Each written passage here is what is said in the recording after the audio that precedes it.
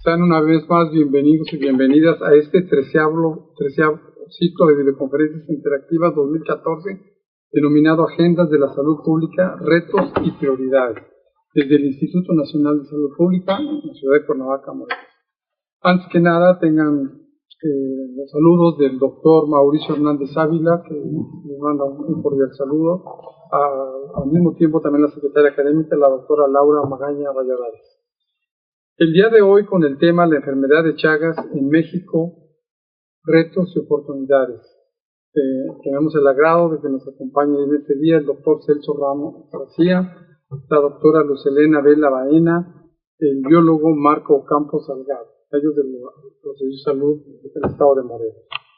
El doctor Celso Ramos, guerrerense de nacimiento, químico, biólogo, parasitólogo, es egresado de la Facultad de Ciencias Químico-Biológicas de la Universidad Autónoma de Guerrero, Chilpancingo, Guerrero, en 1973. Su grado de doctor en ciencias con especialidad en inmunología lo obtuvo en 1980 en la Escuela Nacional de Ciencias Biológicas del Instituto Politécnico Nacional. Su trabajo de tesis doctoral sobre la infección experimental con Trypanosoma cruzi lo realizó en el Instituto de Investigaciones Biomédicas de la UNAM. Su trabajo fue reconocido con el premio Dr. Eduardo Lisiaga de la Academia Nacional de Medicina. Posteriormente hizo una estancia postdoctoral en la Escuela de Medicina de la Universidad de Harvard en Boston. A su regreso a México se reincorporó al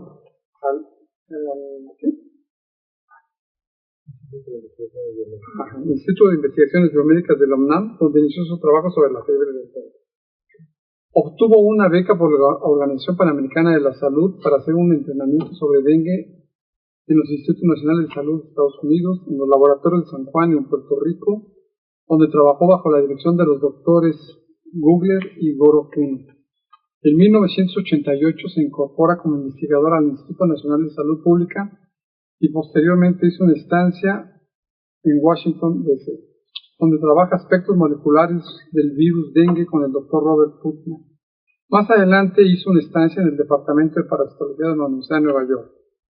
Realizó 2 estancias más como investigador visitante en la Escuela de Medicina Veterinaria de la Universidad de Hokkaido en Sapporo, Japón. Fue becado por la Fundación Japonesa y como resultado de esta visita estableció un convenio de colaboración aún vigente con investigadores expertos en enfermedades zoonóticas, con el doctor Takashima y el doctor Kariwa, con quienes ha realizado varios estudios sobre la infección por hantavirus en México. Su labor como profesor investigador en el Instituto Nacional de Salud Pública se ha enfocado al estudio de algunas enfermedades transmitidas por vectores como el dengue, virus del Nilo Occidental, hantavirus y actualmente enfermedades de Chagas. Durante varios años fungió como profesor titular de la Unidad Didáctica Ambiente y Enfermedades Infecciosas Emergentes del Centro de Investigaciones sobre Enfermedades Infecciosas del Instituto Nacional de Salud Pública.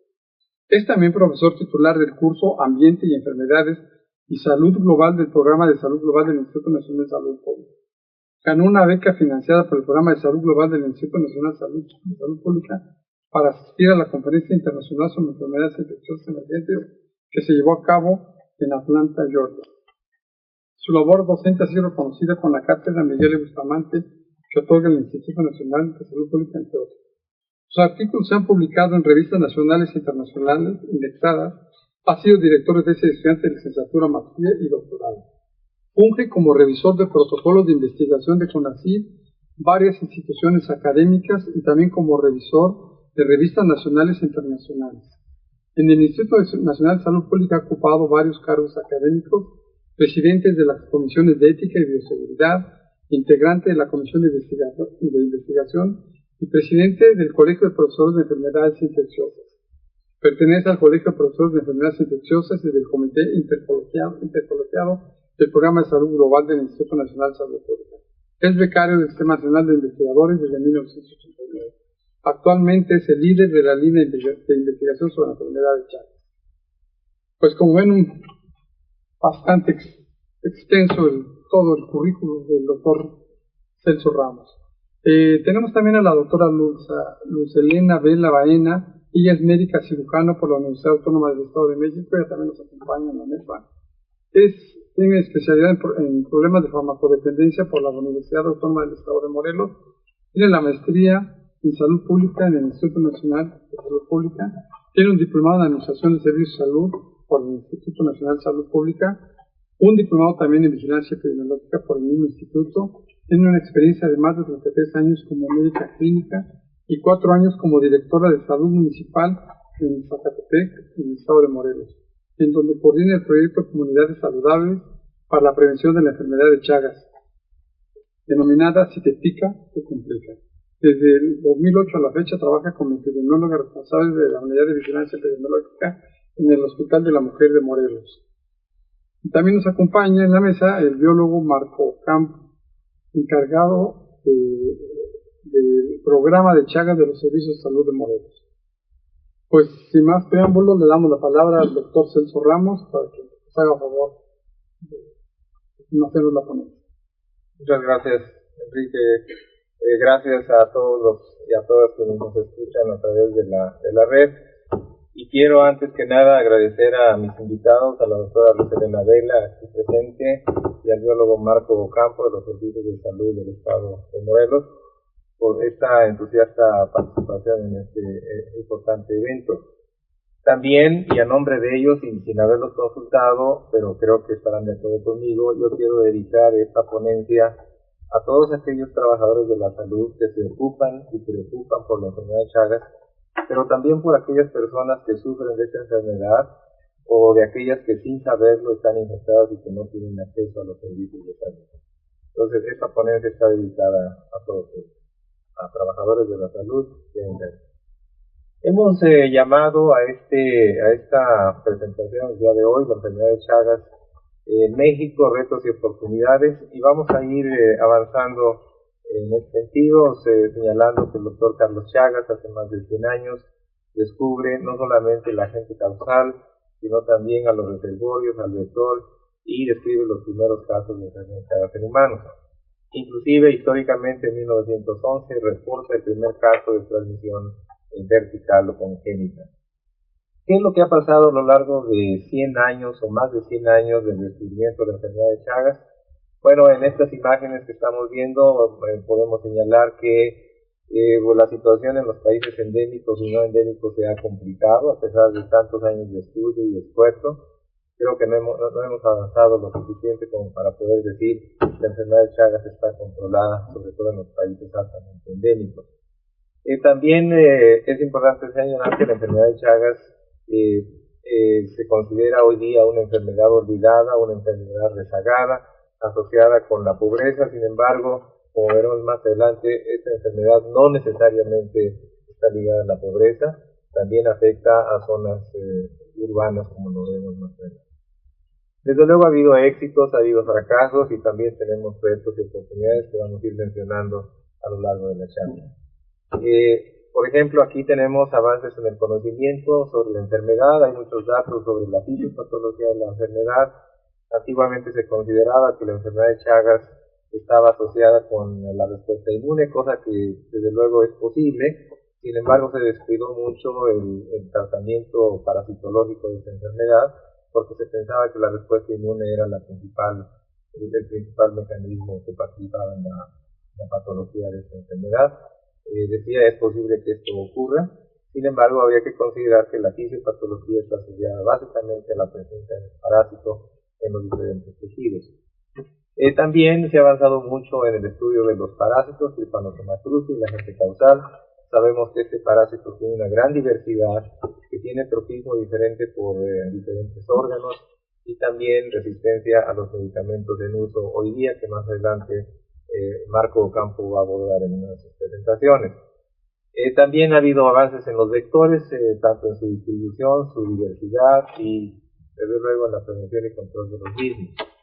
Sabemos que la enfermedad de Chagas es una enfermedad zoonótica, es decir, es una enfermedad que se transmite de los animales al hombre, y desde luego hay una infinidad de reservorios de amplia distribución y diversidad, sobre todo en América Latina. También ha habido avances muy importantes en el desarrollo de técnicas de diagnóstico, sobre todo pruebas directas parasitológicas, tradicionales, estudios serológicos y moleculares que hoy día se están poniendo de moda porque son más sensibles y pueden detectar pequeñas cantidades de parásitos. El tratamiento ha sido uno de los grandes temas que hoy día ha ocupado la enfermedad de Chagas. Sabemos que hoy día hay dos medicamentos disponibles, el Benzidazol y el Nifurtimox, y más adelante vamos a señalar que hay otros medicamentos que están actualmente en investigación para su uso en humanos.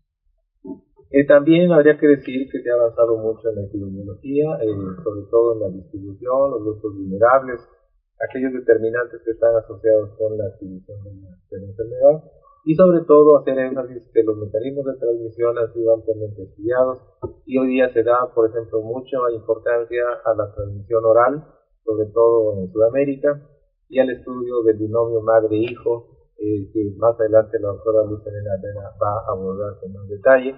Desde luego hay problemas con accidentes de laboratorio, en personal de investigación que maneja grandes cantidades de parásitos, cuando inocula, por ejemplo, ratones o usa cultivos celulares, y también en personas que trabajan en campo, sobre todo los biólogos, que no manejan adecuadamente los animales que capturan en el campo. Muchos de ellos pueden estar infectados y a través de esa forma se pueden infectar las personas, ¿no? Cuando se habla de vacunas en enfermedad de Chagas, realmente hay poca información al respecto. Sin embargo, habría que decir más adelante que existen varios grupos de investigación trabajando hoy día en el desarrollo de vacunas contra la enfermedad de Chagas. Y luego habría que reconocer que este sigue siendo un problema de salud pública muy importante, que tiene un impacto social y económico en las personas que lo sufren.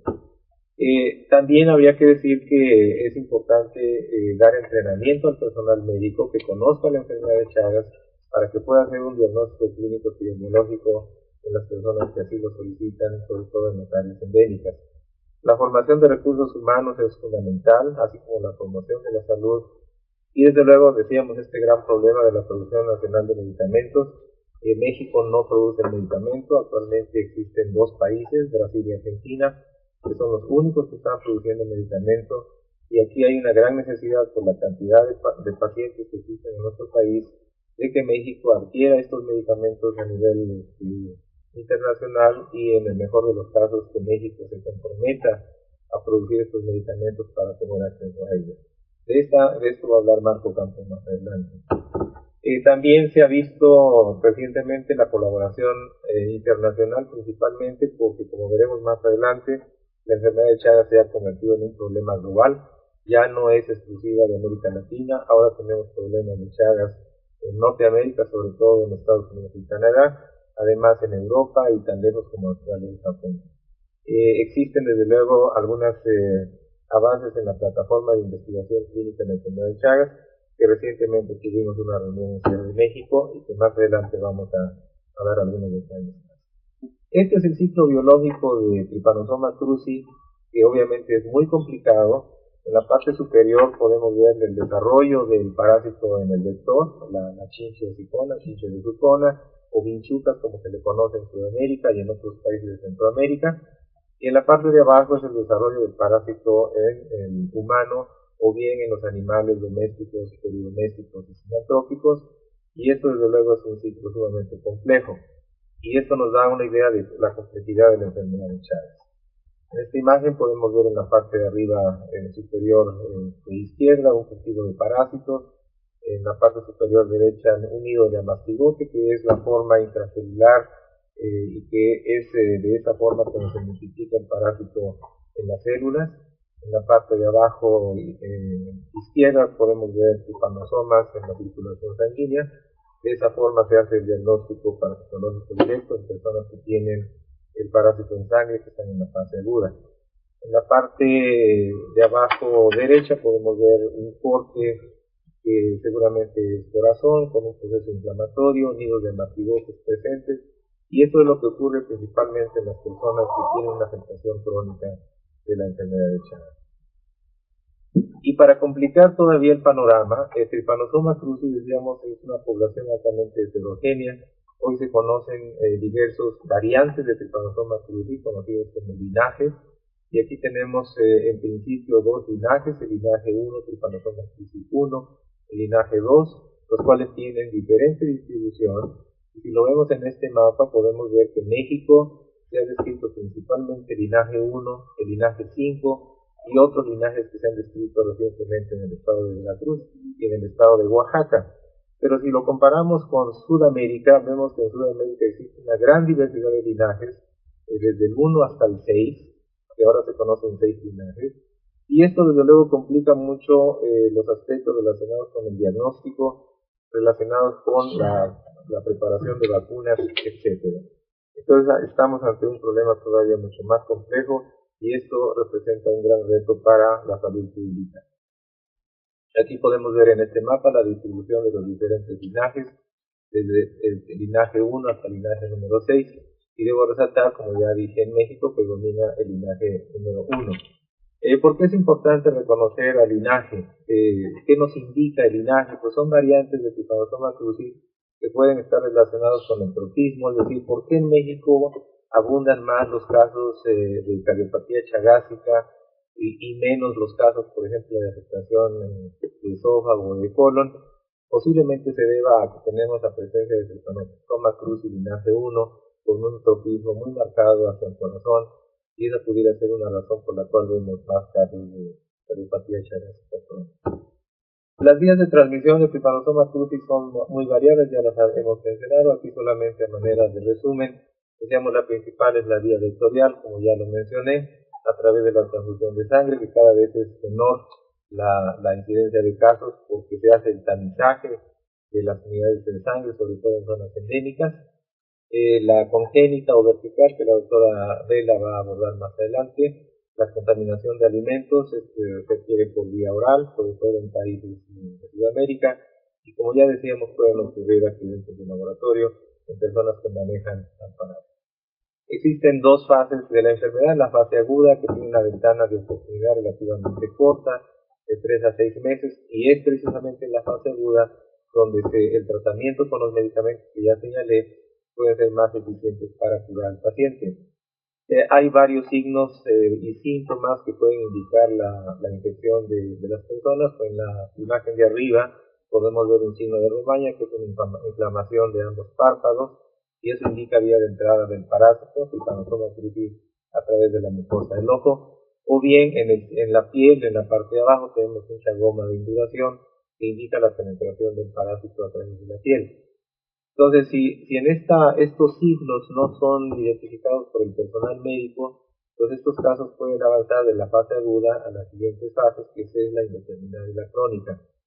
Y aquí tenemos un problema cuando las personas, inclusive asintomáticas, evolucionan a las fases indeterminada o crónica, porque muchos de ellos pueden desarrollar problemas muy serios cardíacos o inclusive problemas de megacolon o megaesófago, como ya lo mencionamos, y lo estamos viendo aquí en pantalla.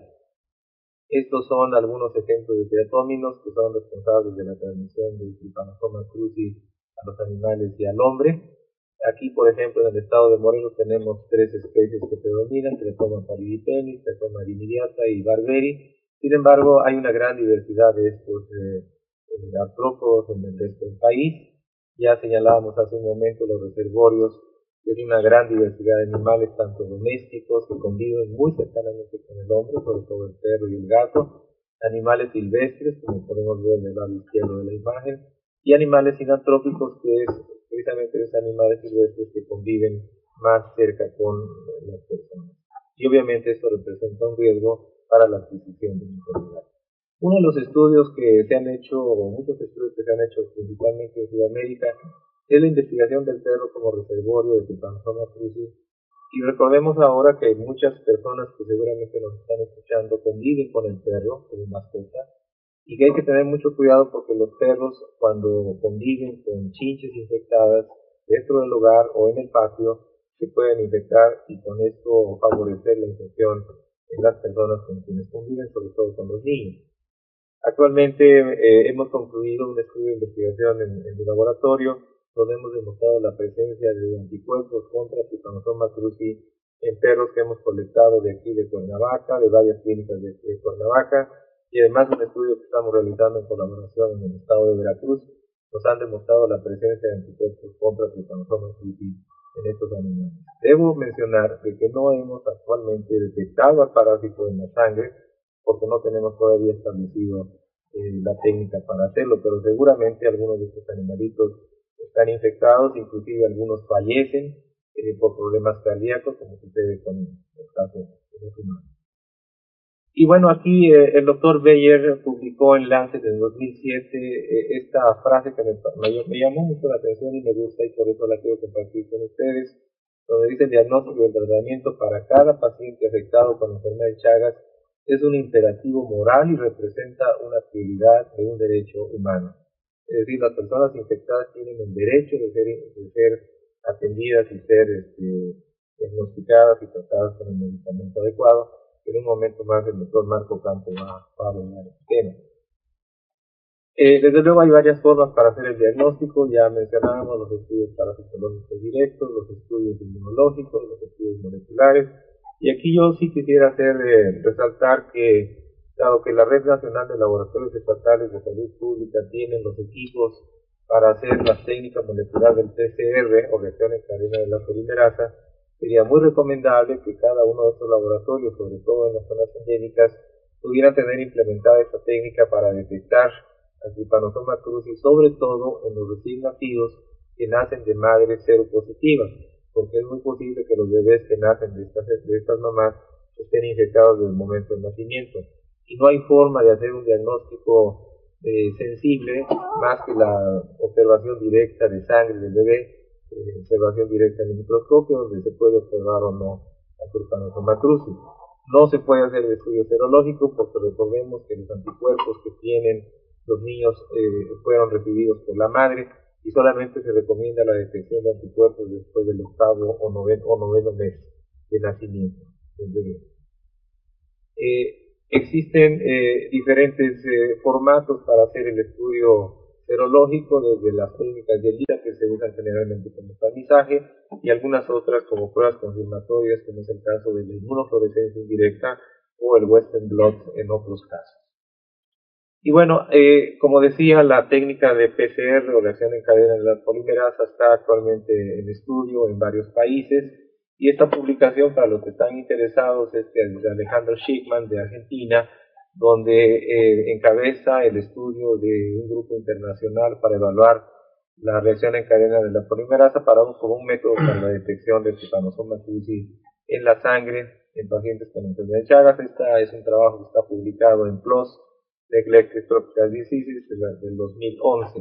Ustedes pueden consultarlo, y actualmente está en proceso la evaluación de esta técnica.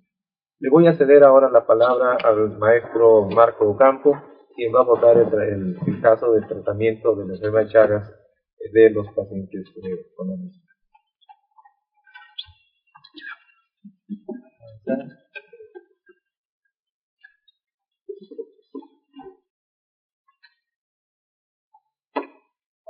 Muy buenos días. Vamos a abordar el tema del tratamiento de la enfermedad de Chagas.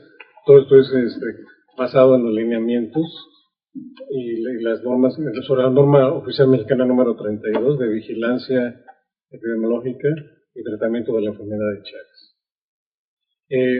Actualmente tenemos en México a disposición dos medicamentos antichagásicos, el Nifurtimox y el Benznidazol. Sobre las actividades que hacemos tanto previas o posteriores a un tratamiento, esto es en forma totalmente gratuita a la población. Se da una atención especializada, se hace una referencia o contrarreferencia de las personas que acuden como sospechosas a unidades de un primer nivel. En el caso cuando reciben el tratamiento correspondiente, pueden ser referidas para su vigilancia a hospitales de segundo nivel. Se hacen también con referencias de estudios de laboratorio y de gabinete. Actualmente se está tratando en forma gradual de otorgar estos estudios en forma gratuita, que vayan de acorde a lo del Seguro Popular, y en algunos casos se hace esta relación o esta referencia con los hospitales de los servicios de salud, en el caso particular aquí en Morelos. Este tratamiento pues se otorga a los pacientes agudos y crónicos con complicaciones que pueden tener. En dado caso que tuvieran alguna complicación antes o durante el tratamiento, se les da un tratamiento sintomático simultáneo. Para todo este manejo de los pacientes tratados o no tratados, se llenan diferentes formatos, el estudio epidemiológico de caso, el seguimiento de caso. Ahora se está manejando también, conjuntamente con el SENAPRESE, una plataforma de Chagas donde hay un formato de estudio epidemiológico de caso, hay una referencia para los diagnósticos en el laboratorio y seguimiento de este paciente. Como les comentaba, pues el tratamiento se está manejando de acuerdo a los lineamientos de la norma oficial mexicana. El tratamiento se prescribe a un paciente que tiene dos pruebas serológicas diferentes positivas o ante una prueba parasitoscópica donde se muestra la presencia del parásito en sangre.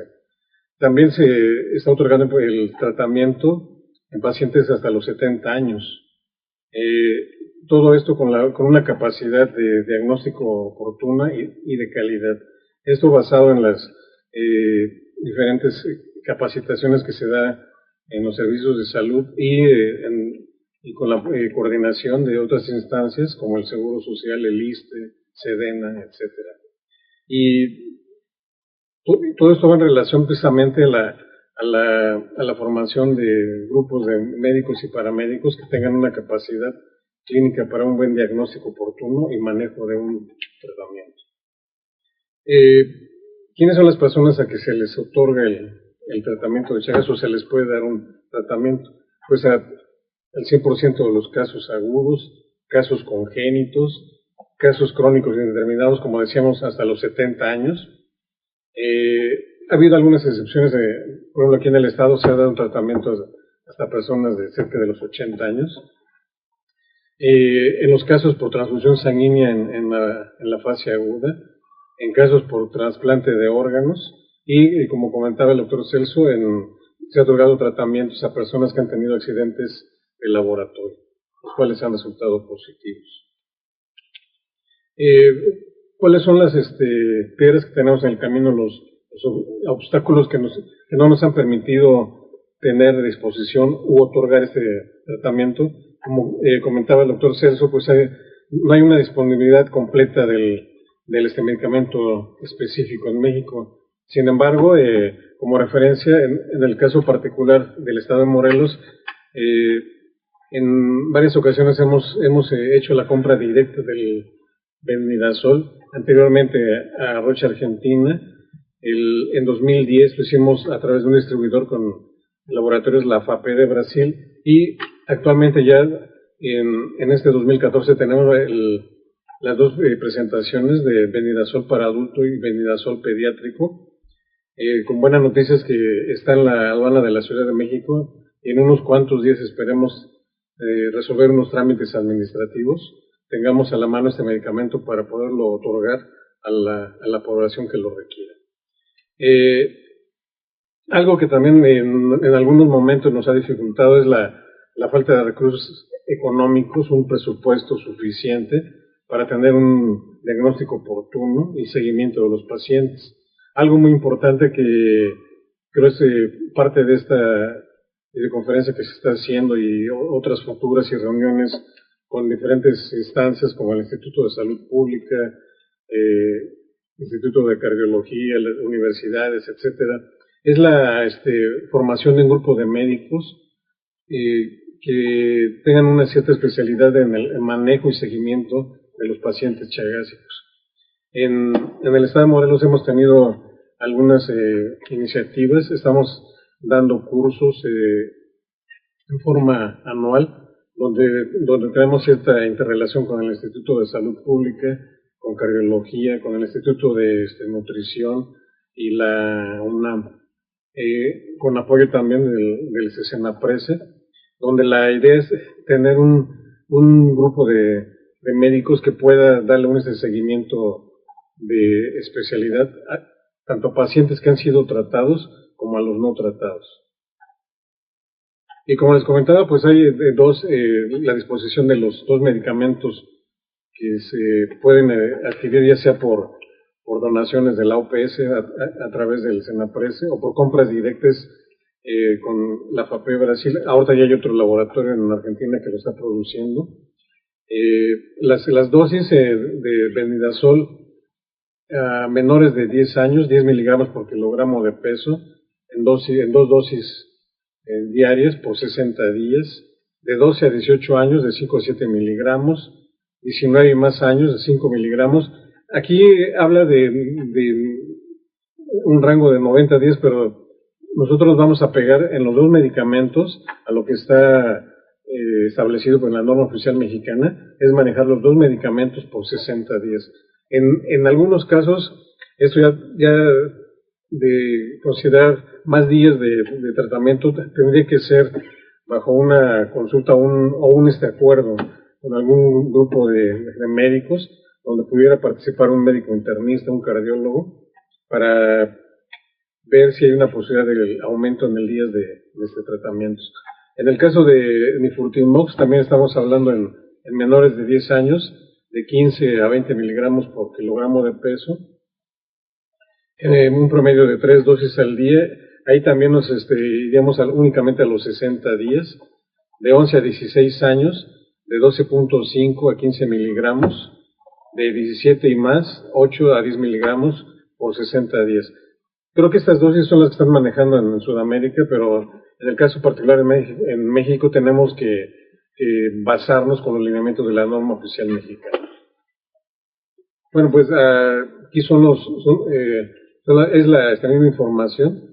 Mencionaba de las dosis en cuanto a las edades por los kilogramos de peso, y como les comentaba, hay que basarnos sobre todo por la situación de la medicina actual, de la cuestión legal en la medicina, hay que basarnos en las dosis que marca la norma oficial mexicana. Aquí también es una repetición de las dosis. Y bueno, aquí los criterios que hay para suspender en forma definitiva el tratamiento específico antichagásico bajo la consideración de un médico. Si la persona está en un tratamiento, por ejemplo, de una hepatitis medicamentosa, si hay una pérdida de peso mayor al 5%, si hay lesiones cutáneas graves, la presencia de signos o síntomas neuropáticos severos, la presencia de signos o síntomas de depresión medular, en el caso de mujeres embarazadas, que se hayan embarazado durante el tratamiento, hábitos no compatibles como es el alcoholismo y la drogadicción. Aquí un comentario en el caso de la experiencia que hemos tenido en varios años en el estado de Morelos, en particular con el Bendidazol han sido muy leves los síntomas que hemos tenido como reacciones adversas, sobre todo en una serie como de reacción cutánea tipo rash, donde el médico reduce la dosis o la suspende por una semana y reinician el tratamiento correspondiente. Pues siguiendo con las contraindicaciones de este tratamiento, no se recomienda dar este tratamiento a las personas que tienen daños en hígado o riñones.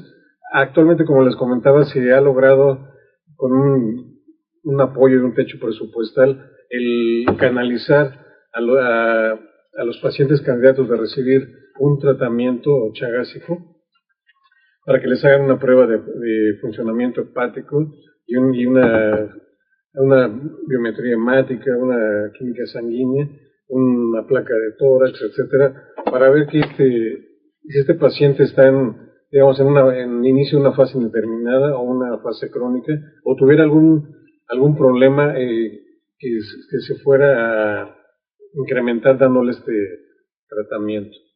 Como hemos comentado, no se administra a mujeres embarazadas y durante el tratamiento está prohibido consumir bebidas alcohólicas.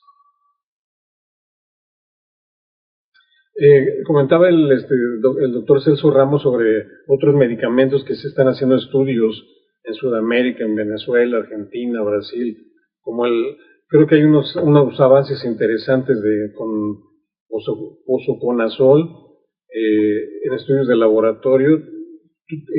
Hasta la fecha creo que no hay estudios todavía con humanos. Al parecer hay unas pruebas preliminares creo que en Argentina. Sí, hay varios estudios en fase 1 o fase 2 inclusive, ¿no? Y otros medicamentos como itraconazole y rabuconazole. Entonces, pues, estamos en espera de que algunos medicamentos alternos, ya que tenemos varios años que estamos manejando únicamente el nifurtimox y el benidazol. Ojalá, para beneficio de los pacientes chagásicos, pronto tengamos alguna respuesta positiva de alguno de esos medicamentos que están en estudio. Y pues sobre los pacientes que se les ha dado un tratamiento chagásico por los 60 días, ¿cuáles son los criterios que manejamos para que este paciente se considere como curado? Un paciente se considera curado si se presentan 2 pruebas serológicas diferentes negativas después del tratamiento. Un paciente se considera que presenta tendencia a la curación si los anticuerpos han disminuido 3 títulos o más en hemoaglutinación indirecta o inmunofluorescencia y más del 60% de la densidad óptica de ELISA convencional. Yo aquí, Marco, quisiera aprovechar, primero agradecerte esta información tan valiosa y hacerte 2 preguntas. La primera es, como tú mencionaste, el medicamento está solicitado y no está todavía disponible, pues, pero ya está en aduana, como tú lo mencionas. Estamos hablando del benfidazol, ¿verdad? En Sí. sus 2 presentaciones, para jóvenes y pediátrico, ¿no? La formulación pediátrica. Sí, bueno, creo que tenemos buenas noticias, a pesar que sabemos que esto de la importación del medicamento causa varios trámites administrativos engorrosos. Sin embargo, no hemos tirado la toalla nosotros. Esto es, sobre todo pensando, como tú decías, en toda esa gente, niños y personas que son seropositivas y que como seres humanos merecen un derecho para ser tratados. Entonces, esto es algo que se ha fundamentado aquí en los servicios de salud. Hay gente que ha estado trabajando en forma constante y esa es la buena noticia, que al parecer ya desde el mes de julio está el medicamento en la aduana y ahorita por algunos trámites burocráticos no se ha podido retirar, pero yo espero que en este mes ojalá demos el grito de pues ojalá. O sea, con el medicamento de podríamos decir entonces que los pacientes que son diagnosticados, confirmados como chagásicos, van a tener disponibilidad del medicamento. Sí, ahorita ya y también la otra buena noticia es que vamos a contar con las 2 presentaciones, el benidazol para adulto y benidazol presentación pediátrica. Esa es una excelente noticia porque antiguamente existía la formulación adulta, ¿no? De 100 miligramos, ¿no?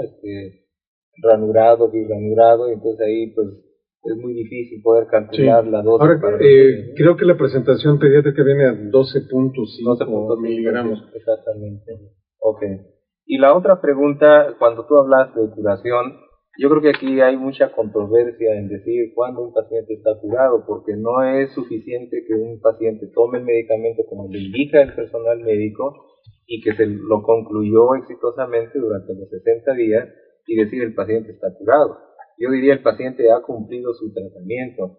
Desgraciadamente no hay pues formas de demostrar que el paciente esté curado. Inclusive en personas que han recibido tratamiento una vez han recaído, han tenido nuevamente parasitemias o han tenido reactivación de anticuerpos, es decir, una seroconversión. Y ahí es muy difícil que podamos tener, digamos, biomarcadores o marcadores que nos indiquen curación. No sé si estás de acuerdo conmigo. Sí, totalmente de acuerdo. Ahí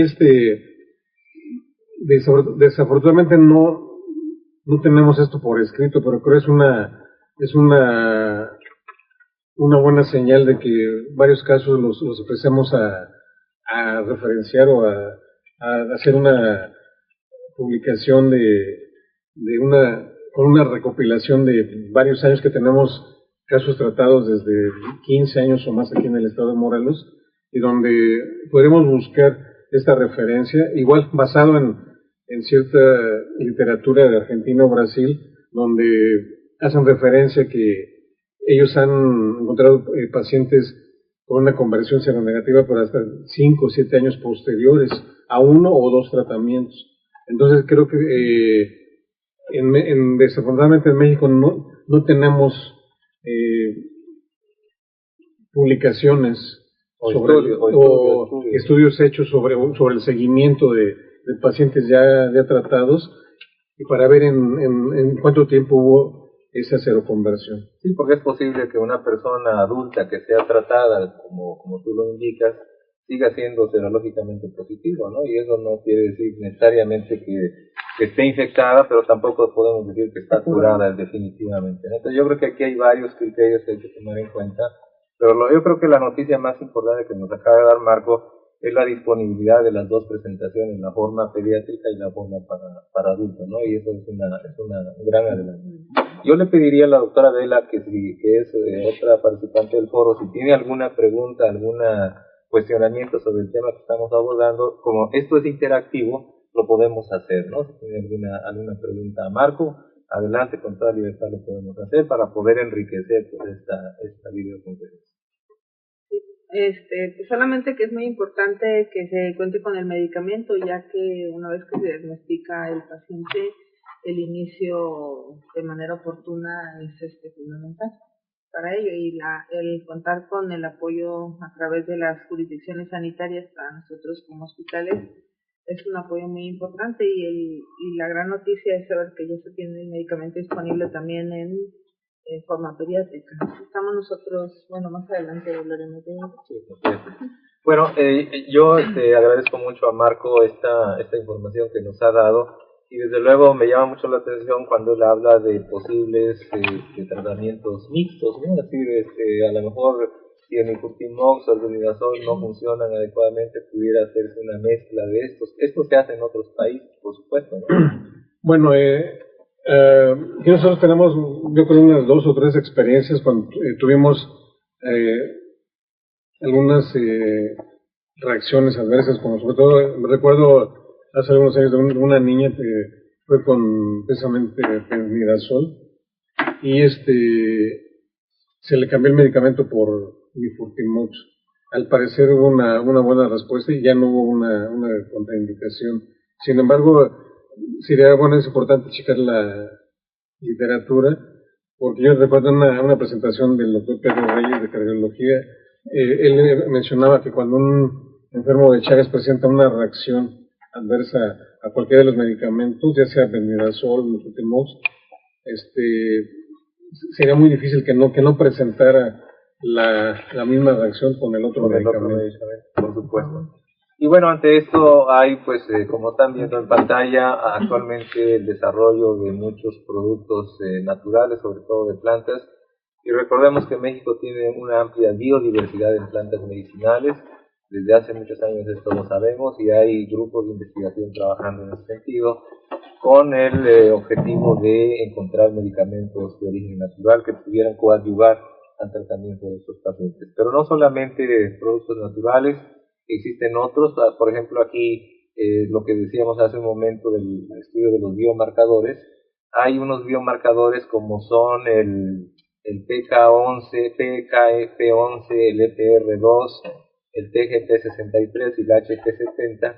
Este grupo de Fernández Villegas han estudiado estos marcadores y han encontrado que pacientes que responden positivamente al Bendidazol, hay anticuerpos que disminuyen en contra de estos biomarcadores. Entonces, a lo mejor, como dice Marco, se requiere aquí un poco más de investigación, ¿sí? Porque esto no lo puede hacer, por ejemplo, el Laboratorio Estatal de Salud Pública, porque ellos tienen su misión muy particular, pero sí es importante aquí resaltar la importancia de la investigación a nivel de laboratorio, ¿no?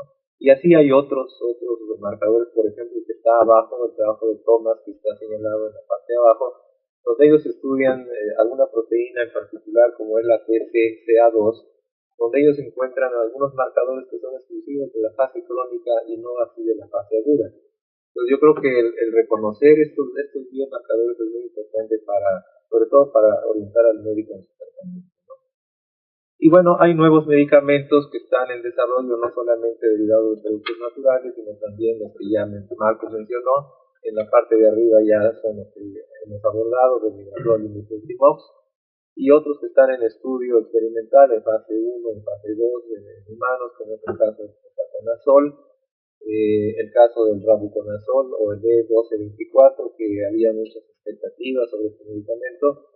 Desafortunadamente pues no ha avanzado mucho en ese sentido, ¿no? Como se darán cuenta, muchos de estos medicamentos que ya hemos señalado son antifúngicos. Eso es lo que llama mucho la atención, ¿no? Es el por qué un antifúngico tiene un efecto sobre el. Bueno, muchos de ellos, como sabemos, en particular el Rabuconazol, inhibe la síntesis del ergosterol, que es el equivalente al colesterol de las células humanas. Y obviamente, si no hay ergosterol, pues las células mueren, ¿no? Entonces, digamos, es el mecanismo de acción de estos medicamentos. Igualmente está el itraconazol, y la semana pasada apareció un estudio fase 2 del deximidazol, creo que se está haciendo en Bolivia, pero del mismo modo hay otros estudios en otros países, ¿no? Está, por ejemplo, este estudio del BENEFIT, que es el acrónimo de evaluación del desvinazol para interrumpir la tripanosomiasis, por sus siglas en inglés. Este es un estudio que inició hace 10 años y que está en proceso de evaluación, sobre todo para ver el impacto que tiene el desvinazol en las personas con enfermedades crónicas. Porque, como bien dijo Marco Campo, la norma oficial mexicana indica el tratamiento tanto en fase aguda como en fase crónica. Sin embargo, sabemos que en la fase crónica el impacto que tiene el medicamento se reduce significativamente, a diferencia de cuando se da tratamiento, por ejemplo, en niños y adultos, en niños y jóvenes, ¿no? El impacto es mucho más marcado. Entonces, este estudio estamos esperando los resultados, porque yo espero que ya, ahí dice 2014, ya en la pasada reunión que tuvimos en la plataforma se indicó algún avance importante sobre estos estudios. Aquí participan varios países, como son Brasil, Argentina y Colombia, y donde se reunieron un poco más de 3.000 pacientes que están en proceso de evaluación. Existe además otro proyecto, TRAENA, hecho en Argentina, también con pacientes crónicos, del mismo modo con el ventilador. Y aquí yo quiero mencionar que un estudio experimental que hicimos en nuestro laboratorio aquí en el instituto fue con la nitazoxanida, que es un antiparasitario que en las farmacias se compra como Daxón, ¿no? Y resulta que un grupo de investigadores de la Universidad de Morelos, de la Facultad de Farmacia, demostraron hace algunos años in vitro que la nitazoxanida tiene una actividad contra varios protozoarios, como son la Giardia intestinalis, Entamoeba stolítica, Trichomonas vaginalis, Plasmodium, Leishmania mexicana, y le pega también a Trypanosoma cruzi. Pero estos son obviamente estudios in vitro. Este es un trabajo que fue publicado hace algunos años por el doctor Gabriel Navarrete Vázquez y su grupo de investigación en la Universidad de Morelos. Y entonces le preguntamos al doctor Navarrete si estaba de acuerdo en que hiciéramos un estudio de investigación in vivo. Es decir, porque estos estudios son in vitro y sabemos que muchas veces los medicamentos tienen un impacto in vitro, pero no lo tienen in vivo. Entonces hicimos, una de las estudiantes del laboratorio hizo estudio en ratones, los inyectó experimentalmente con Trypanosoma cruzi y les dio el medicamento, la nitazoxanida, por vía oral, y el control fue con el eliminador, por supuesto, ¿no? Y el grupo control se inyectó. Aquellos ratones que no recibieron medicamentos, pues fallecieron en cuestión de 15 a 20 días, y aquellos que recibieron benznidazol, muchos de ellos se recuperaron de la infección. Sabemos que el benznidazol es muy eficiente, y la nitazoxanida quedó más o menos a la mitad, es decir, no es tan efectivo como el benznidazol, pero sí tiene un efecto importante in vivo. Entonces, pues este es digamos, un medicamento que lo compra uno en la farmacia y que cuesta como 50 pesos, ¿no? Más o menos el tratamiento yo lo he tomado para desparasitarse, ¿no? Sin embargo, aquí pues falta mucha evidencia de laboratorio, mucha evidencia científica como para decir la nitazoxanida puede ser un medicamento optativo o alterno para el tratamiento de pacientes porque falta pues esa evidencia, ¿no? Y bueno, yo quisiera aquí señalar, recientemente el estudiante Ricardo Arce obtuvo su maestría en salud pública con área de concentración en epidemiología, y aquí debo reconocer y agradecer públicamente el apoyo que recibimos del maestro Marco Campo y su personal, donde le dieron todas las oportunidades a Ricardo Arce para poder hacer este estudio de investigación, el cual consistió en darle seguimiento a las personas que fueron diagnosticadas y confirmadas con Chagas, que recibieron el tratamiento con Metridazol, y lo que él hizo es darle seguimiento a estos casos, viendo la adherencia al medicamento, viendo efectos adversos al medicamento. Y entonces aquí lo que estamos señalando son solamente algunas recomendaciones que Ricardo Arce hace en su tesis de investigación. La primera es que el personal médico tenga conocimiento básico de la enfermedad de Chagas, sobre todo en las zonas endémicas como en el estado de Morelos y 21 estados más que sabemos que son endémicos en el país. Entonces, si el personal médico de primer contacto con el paciente en los centros de salud no tiene la información adecuada para hacer el diagnóstico clínico y biológico, seguramente en muchos casos van a pasar desapercibidos. Porque ya decíamos al inicio que la fase aguda en muchos casos puede pasar asintomática. Pues esos casos no los ve el médico, por supuesto, ¿no? La otra recomendación que hace Ricardo Arce es tener la disponibilidad de los medicamentos, y aquí Marco nos acaba de dar la buena noticia de que vamos a tener disponibles medicamentos. Porque muchas veces se hace el diagnóstico en el caso, pero no el medicamento no existe, ¿no? Entonces el paciente tiene que estar esperando a veces varios meses entre el periodo de hacer el diagnóstico hasta el momento que recibe el tratamiento, ¿no? Y además pedir que este medicamento o los medicamentos ya señalados, Infliximab y Metridazol, estén en el cuadro básico de medicamentos.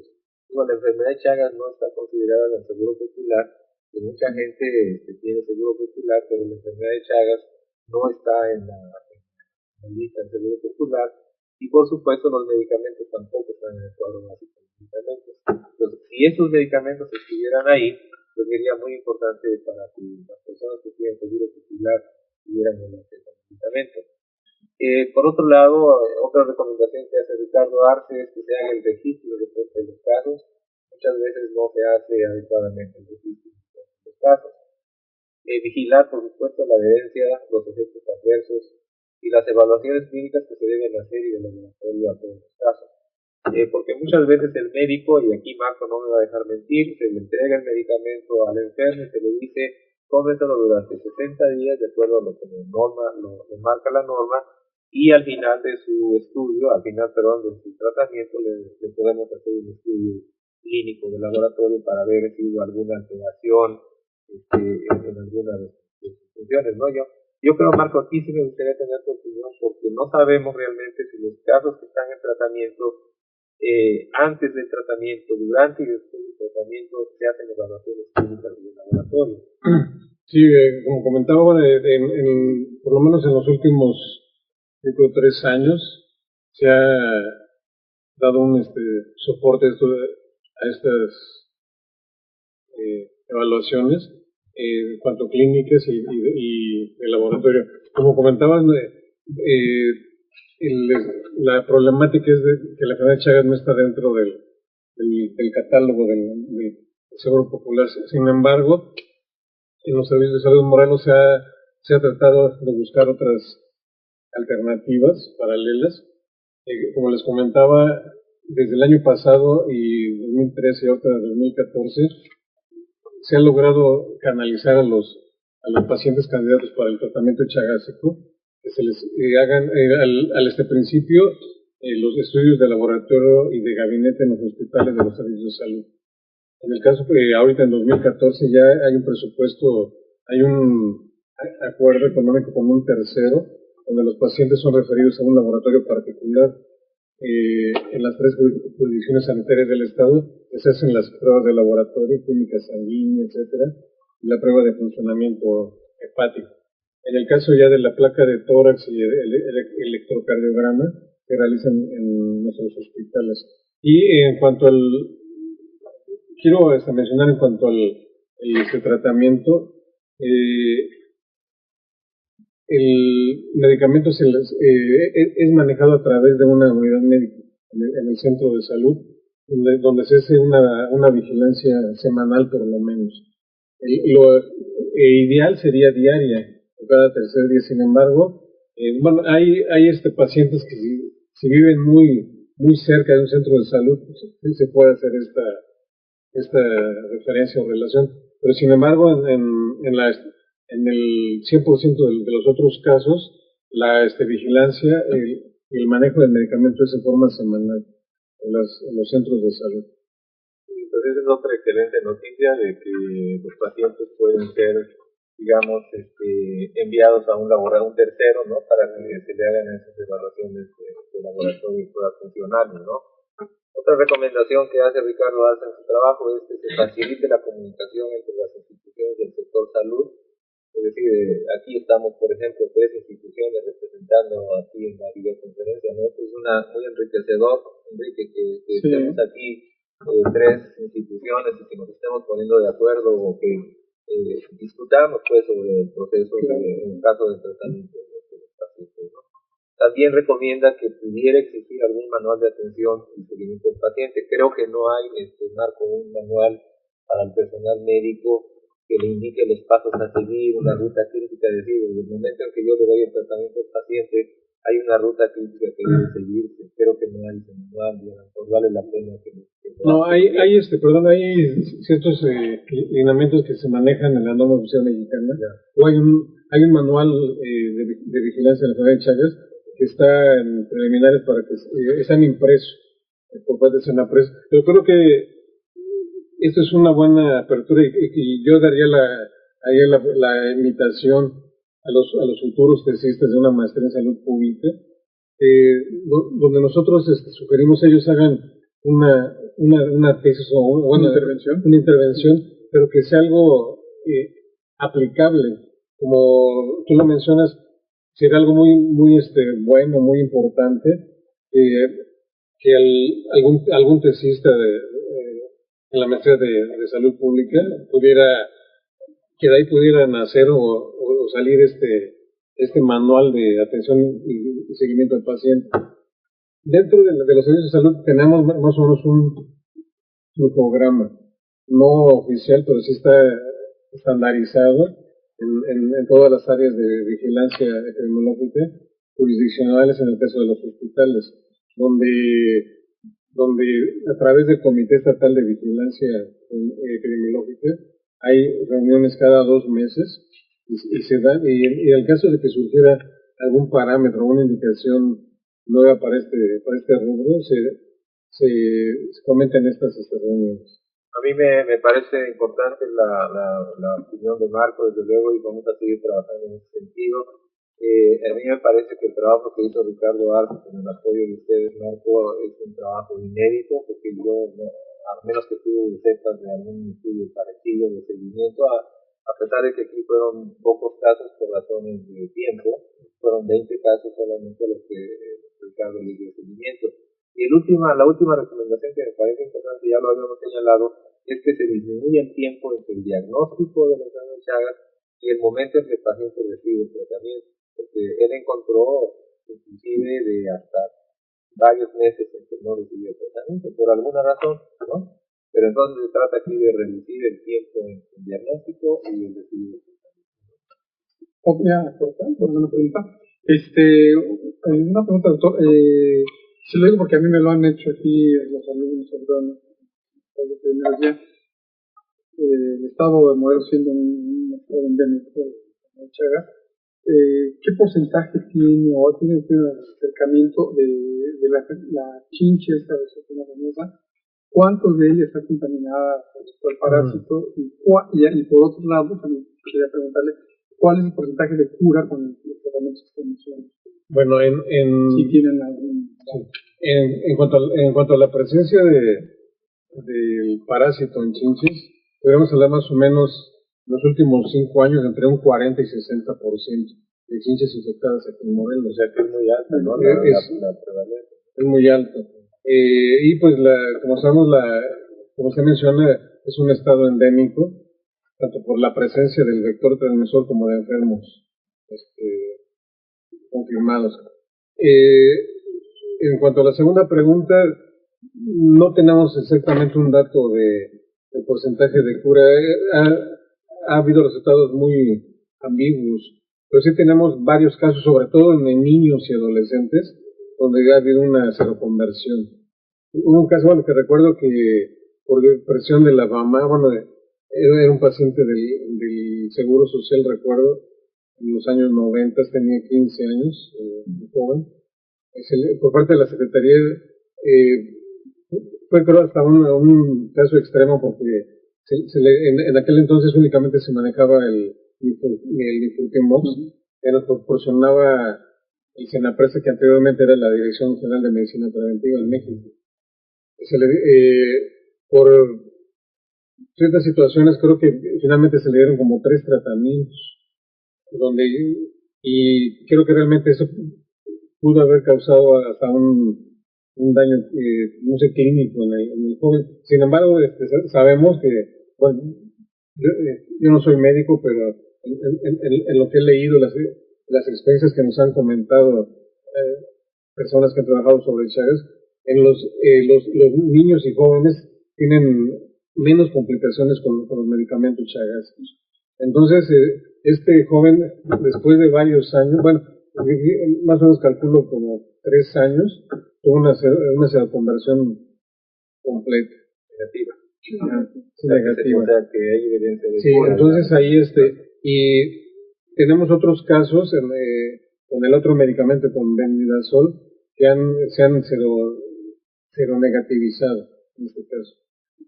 Muchas gracias. Pues muchas gracias, Marco, y vamos a dar paso ahora a la doctora Luz Helena Vela, quien ella nos va a hablar sobre otro gran problema que empezamos a vivir hoy día en los países endémicos y no endémicos para la enfermedad de Chagas, como es el caso de la transmisión congénita de la enfermedad de Chagas de la madre al hijo. Doctora Vela.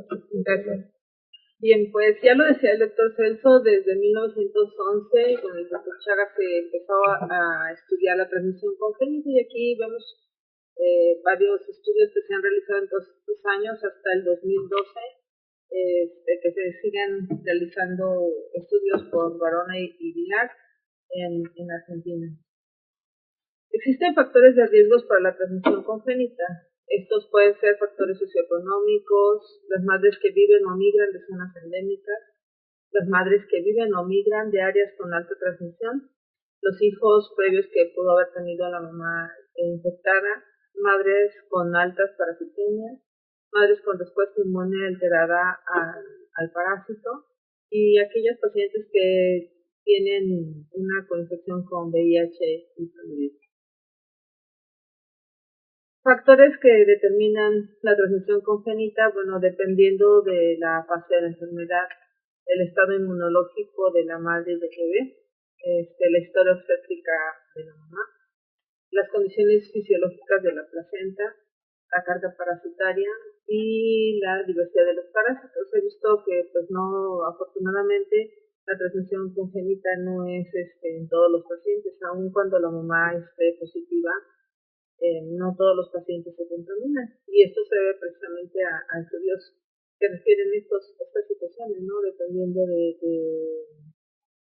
las condiciones, la placenta aquí tiene un factor importante, entonces afortunadamente pues no todos se contaminan. Y es importante ver qué manifestaciones clínicas pueden tener los niños afectados.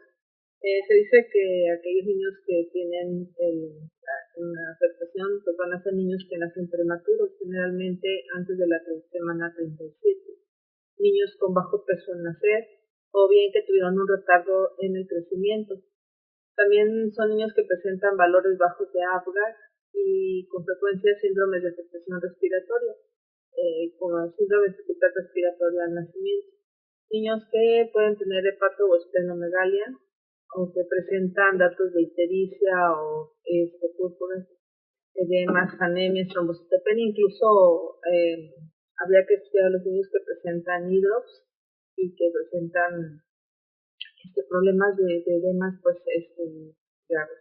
Los casos más graves que pueden presentarse en los pequeños son meningoencefalitis y miocarditis agudas con cardiomegalia y arritmia. Son niños que no se sabe muchas veces o sea, que ellos nacen y que habría que estudiar y descartar enfermedad de Chagas en cualquiera de estas manifestaciones clínicas que llegan a presentar los pequeños, aun cuando la mamá no se sepa positiva para Chagas.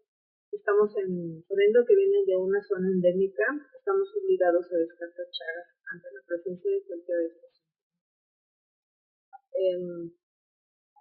Bien, el Grupo Técnico sobre Prevención y Control de la Transmisión Congénita y Manejo de la OMS señala que es importante hacer estos estudios en pacientes que tengan, que vivan en una zona endémica, ¿sí? En una zona endémica, no endémica, pero que ha recibido sangre de una zona endémica, o vivir en una zona no endémica, que nació o ha vivido en una zona endémica y que las madres nacieron en zonas endémicas, para decir así como en Europa se han presentado casos, se han hecho muchos estudios porque la migración juega un papel muy importante en las madres que nacieron en zonas endémicas y se trasladan a una zona no endémica, como es, por ejemplo, España. Se han hecho muchos estudios en pacientes de este tipo porque se han presentado casos congénitos o casos de pacientes y eso ha obligado, ha motivado a los estudiosos en España a realizar este tipo de investigación. Y pues vemos en áreas como Estados Unidos, en Europa, en Japón, que no son zonas propiamente endémicas, la presencia de esta enfermedad. Está presente esta enfermedad en 21 países. Bien, hablábamos sobre la importancia que tiene la transmisión congénita. En el Hospital de la Mujer, nosotros se tienen aproximadamente, en el mes de julio, se presentaron 317 egresos por ginecológicos de un total de 376 pacientes egresados. En el año 2013 hubo un total de egresos de 5.143 pacientes, de los cuales se atendieron 4.621 casos fueron egresos obstétricos. Es un hospital que se encuentra ubicado en el estado de Morelos, en el municipio de Yautepec, pero atiende a población de pacientes embarazadas. Es un hospital para pacientes embarazadas de alto riesgo. La afluencia principal de pacientes son de la zona oriente, donde se encuentra ubicado el hospital. Estos municipios como Yautepec, Cuautla, todos los municipios de la zona oriente, Azochiapan, pero también recibe pacientes de todo el estado de Morelos, procedentes de hospitales como Temisco, Jojutla, y también recibe con frecuencia pacientes de otros estados como son Puebla y Guerrero. Los pacientes que recibimos son pacientes de embarazos de alto riesgo, como son pacientes con preeclampsia, que es uno de los síntomas de los padecimientos principales, preeclampsia, eclampsia y síndrome de Gel. Hemos tenido en el hospital 3 pacientes con enfermedad de Chagas, una paciente embarazada que se diagnosticó en el mes de agosto del 2013. En el transcurso de que realizaban los exámenes para confirmar si realmente tenía el problema de enfermedad de Chagas, la paciente se embarazó. Entonces, esta paciente acudió con nosotros, referida del centro de salud, para valoración por materno-fetal. Se le dio el seguimiento, la paciente nació su bebé el día 8 de mayo y dando seguimiento al binomio madre-hijo, se realizó con apoyo de la plataforma de investigadores de Brasil y Argentina. Se llevaron a cabo pláticas para iniciar el tratamiento, ya que el pequeño estaba recibiendo seno materno. Entonces el tratamiento se inició a 1 mes de edad del pequeño, con la seguridad de que en estudios realizados en Argentina el paso del medicamento a través de la leche materna era en muy pequeñas cantidades, incluso menores a las que el pequeño podía recibir como una dosis de tratamiento.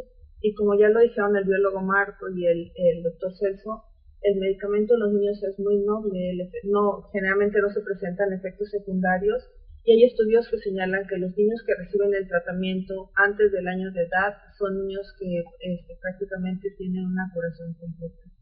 Entonces se inició el tratamiento a la mamá al mes de edad del pequeño y se dio por 48 días, ya que se le dio seguimiento a través del centro de salud y a través del hospital el área de medicina interna, se realizaron laboratorios de pruebas de función hepáticas y su biometría hemática, y a los 48 días se empezó a tener alteraciones mayores de las pruebas de función hepática. Por eso es muy importante lo que comentaba el doctor, de darle seguimiento hematológico, porque en el momento que se presenta una situación de hepatitis o una situación de alteración de las enzimas hepáticas, es conveniente suspender el medicamento. Ya se habían tenido 48 días de tratamiento y los estudios también confirman que después de 30 días puede existir negativización del parásito. Entonces, es la experiencia que tenemos con la señora Paula, y su pequeña sigue en estudio. Los estudios que se hicieron a la bebé de recién nacida fueron negativos, los parasitológicos. Se volvió a hacer nuevamente un estudio ahorita a los 3 meses y se le va a dar seguimiento a los 6 y 9 meses. Después de los 9 meses se tomará un estudio serológico, ya que si recordamos antes de los 9 meses el estudio serológico puede ser positivo por anticuerpos maternos. Entonces esperaremos, seguiremos dando vigilancia a esta pequeña, y además se tiene una cita que se va a programar con el Hospital del Niño para que se dé seguimiento a la pequeña. Es muy importante este estudio del binomio madre-hijo, y dada la importancia que tiene y que estamos en una zona endémica y que recibimos una gran cantidad de pacientes embarazadas, se ha tomado el apoyo con el Instituto Nacional de Salud Pública. Se ha solicitado con las jurisdicciones a través de todos los servicios de salud en el estado. Tenemos el apoyo de la directora Ludmila Vite Torres, un apoyo completo y total para poder llevar a cabo un proyecto que está ahorita en proceso. Estamos elaborándolo con el apoyo del doctor Celso Ramos, para poder hacer este estudio al binomio madre-hijo y poder realizar un estudio con unas pruebas rápidas que posteriormente nos va a hablar el doctor Celso Ramos. Es una prueba rápida que tiene un alto grado de confiabilidad, que están en estudios hechos, está dentro de las mejores 6 pruebas que se han analizado, y consiste en una prueba que se toma, que es una prueba rápida, en la cual nos va a diagnosticar una paciente que ha tenido contacto o no con el parásito. Aquella paciente que resulte positiva se confirmará con el Laboratorio Estatal de Salud Pública, con el cual también tenemos una estrecha relación, y iniciaremos el tratamiento directamente a través de los servicios de salud. Este estudio está todavía se está elaborando el proyecto, pero consideramos que va a ser un estudio muy importante porque diagnosticar una paciente embarazada es prevenir el problema en el pequeño y sobre todo en toda la afectación familiar que ello conlleva. Tenemos el apoyo para este proyecto del Grupo Farmacéutico Santo Tomás, que es el que produce las pruebas rápidas StatPack, y que para nosotros va a ser algo muy importante. Muchas gracias, doctora. Yo aquí tengo una pregunta respecto al tema que usted ha presentado, y otra pregunta para Marco. Para usted es si considera que las pruebas, por ejemplo, las pruebas rápidas que se ha demostrado que tienen una alta sensibilidad y especificidad, se pudieran utilizar en forma de tamizaje en forma prenatal, es decir, todas aquellas mujeres que se van a casar, ¿no? Y que se les hacen pruebas prenupciales, ¿no? Que pudiera incluirse la enfermedad de Chagas como una prueba también tamiz, porque evidentemente estas personas que viven en zonas endémicas eventualmente se van a embarazar, y si se detectan oportunamente como positivas, posiblemente antes de su embarazo pueden recibir el tratamiento. Entonces es una cosa que hemos discutido, pero sí me gustaría escuchar su opinión y la demás. Claro. Es algo muy importante, y por supuesto que eso sería lo ideal, porque una vez que se diagnostica la paciente antes del embarazo, tenemos, hay estudios que indican que una paciente que recibió tratamiento, todos sus embarazos van a ser negativos. No hay ya esa conclusión. Y por supuesto que es algo muy importante porque estamos en una zona endémica. No sabemos si, por ejemplo, esta paciente que tuvimos, la señora Paula, no recuerda haber sido picada por la chinche. Sin embargo, tenía una positividad para los anticuerpos. Entonces, ¿cuántas y cuántas veces hemos estado ante pacientes que, pues, por eso se le llama una enfermedad olvidada? Porque cuando se presentan los síntomas, pues ya no se acuerda uno de que pues, las ronchitas, además, ¿a quién no le ha picado un mosco? ¿Quién no ha tenido realmente una roncha en su vida, no? Entonces, no lo asociamos con la picadura del insecto. Sin embargo, es algo muy importante y sería de verdad algo grandioso que se pudiera hacer una prueba de tamizaje a todas las pacientes antes de que se embaracen, ¿sí? Y entonces la pregunta para Marco es, operativamente, ¿cómo se pudiera hacer este tamizaje en mujeres que se van a casar? Bueno, inicialmente yo lo vería un poco complicado por los recursos con los que no contamos. En este caso, de hecho, para este 2014, en las metas federales del CIAFASPE, hay una actividad que es precisamente el tamizaje a mujeres embarazadas. Por X razón, a Morelos nos quitaron esta actividad. Creo que si pudiéramos valorar una prueba de tamizaje parecida a la que se realiza en el Centro Estatal de Transfusión Sanguínea. Hasta ahorita yo he tenido cierta información por parte de la gente del laboratorio estatal o del CETS, que creo es más confiable esta prueba, es una ELISA, es más confiable esta prueba de tamizaje que una prueba rápida.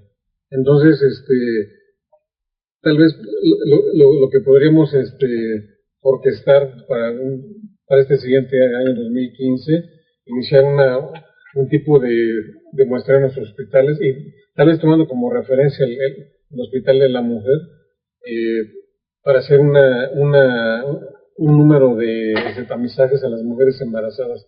Para pruebas prenupciales yo lo vería muy abierto y es un número muy grande, creo.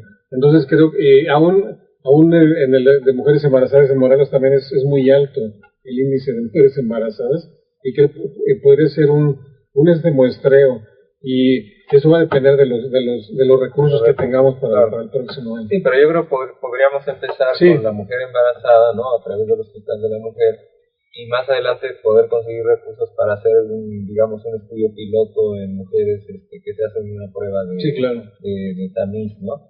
Y como la palabra lo dice, es una prueba tamiz que tendría que hacerse una confirmación en el laboratorio estatal de salud pública, ¿no? Ok, entonces vamos a continuar con nuestra presentación. Si me ponen por favor la imagen que estaba. Bueno, decíamos que la enfermedad de Chagas desgraciadamente ya no es exclusiva de América Latina, ya se ha globalizado, y ahora en pantalla podemos ver el impacto que tiene la enfermedad de Chagas, y que seguramente, y por desgracia, lo va a seguir teniendo en más de 21 países de América Latina, incluyendo México, con cerca de 10 millones de personas infectadas. Y cuando yo leo estas cifras, Marco, doctora Vela, yo no imagino cómo poder atender de 8 a 10 millones de infectados. Cuando hablamos de infectados, quiere decir que están confirmados por laboratorio o por alguna forma están confirmados. Entonces aquí el problema principal es, si les vamos a dar medicamento, ¿de dónde van a venir toda esa cantidad de medicamentos para tratar a todos estos casos, ¿no? A mí me gustaría tener su opinión al respecto, Marco, sobre todo tú que tienes tanta experiencia de años en el tratamiento de casos, ¿no? Bueno, yo esta cantidad que le hemos visto en muchas presentaciones y publicaciones, creo que son estimaciones. Porque, bueno, por ejemplo, en Morelos estamos hablando de casos confirmados en los últimos 5 años, estamos hablando de un promedio de 60 casos. Ahí sabemos que estas redes del sector salud, en cuanto a SSA, IMSS, ISSSTE, SEDENA, otro. De hecho, algo que ve importante, por aquí en Morelos ya en cuestión de médicos particulares, inclusive de los médicos de los consultores estos tipo popular de genéricos, nos han derivado pacientes sospechosos. Creo que esto es una creo que Eso es bueno, ¿no? es bueno, interesante, Claro. porque ya los médicos ya no están desinformados. Los médicos generales, sobre todo, y creo que muchos médicos egresados de aquí de Morelos o de estados circunvecinos, donde son endémicos también, como Guerrero, Estado de México, o inclusive, bueno, médicos del DF que allá no, bueno, en el DF probablemente no hay transmisión, pero de la referencia que tienen de Morelos, Estado de México, Guerrero, hay mucha información ya sobre la enfermedad de Chagas. Como comentaba la doctora Vela, bueno, cuando se le nombra por él la enfermedad olvidada, creo que no es tanto del paciente, sino De la enfermedad como tal, ¿no? de la enfermedad como tal en el sector salud, en la cuestión política, social, ¿no? Exactamente, muchas gracias. Vamos a continuar. Decíamos muchos casos que hay que tratar y no me refería exclusivamente al estado de Morelos. Yo, por ejemplo, estoy pensando en este momento en Bolivia, ¿no? Donde más del 50% de la población en Bolivia están infectados. Entonces ahí tenemos un problema muy serio, ¿no? Lo mismo en Argentina, ¿no? Y Brasil. Pero lo que comentas, Celso, es interesante. Precisamente yo había escuchado eso, que el 50% de la población de Bolivia es seropositiva a Chagas, y ya con datos confirmados. Entonces, algo chistoso, referenciándolo, de varios pacientes sospechosos que se fueron a hacer un estudio del laboratorio de Chagas aquí en Morelos, en laboratorios particulares, cuando nos llegaban con el resultado de sobre todo yo creo a una ELIS en general, nos llegaban con su resultado positivo a Chagas. Nosotros, por lógica, lo canalizamos al laboratorio estatal a una prueba confirmatoria. El 100% de los casos que nos mandaban a los laboratorios particulares, en el estatal salían negativos. La única excepción fue de una paciente boliviana. Va a un laboratorio particular aquí en Cuernavaca y sale positivo, pero ahí viene la coincidencia o referencia que viene de Bolivia, y todo hasta ahorita es la única prueba que ha coincidido con el laboratorio estatal que sale positivo, y esta persona ya traía pruebas desde su país como positivo. Claro, es interesante el país de Bolivia, porque en una conferencia reciente que escuché, precisamente el ministro de Salud tiene enfermedad de Chagas. Entonces, como que ahí surge mucho interés del Ministerio de Salud de apoyar las iniciativas para el estudio de enfermedad de Chagas.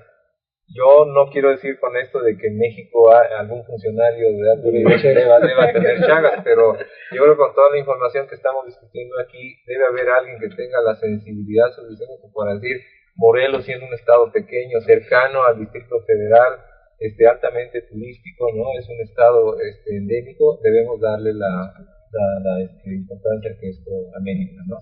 Además, veamos en la imagen, aproximadamente 28,000 casos nuevos al año, son muchos casos, estamos hablando de América Latina, más de 8,000 casos congénitos, doctora Vela. Ahí tenemos un gran reto, ¿no? Para el tratamiento de los niños ahora, afortunadamente, con la formulación pediátrica. Y bueno, de las muertes atribuidas a esta enfermedad, es muy difícil ahí decir murió por enfermedad de Chagas, a lo mejor, pero bueno, las estimaciones están ahí, 12,000 casos asociados, ¿no?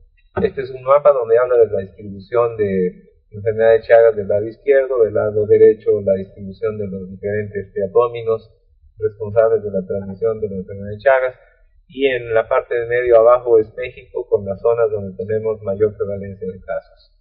Y aquí podemos ver casos reportados en rojo, como ven, hay estados como Jalisco, por ejemplo, estados que están en el Golfo de México, sobre todo Veracruz, en el Pacífico, Guerrero, Oaxaca, Chiapas, y ahí está Morelos también incluido en una zona muy roja, ¿no?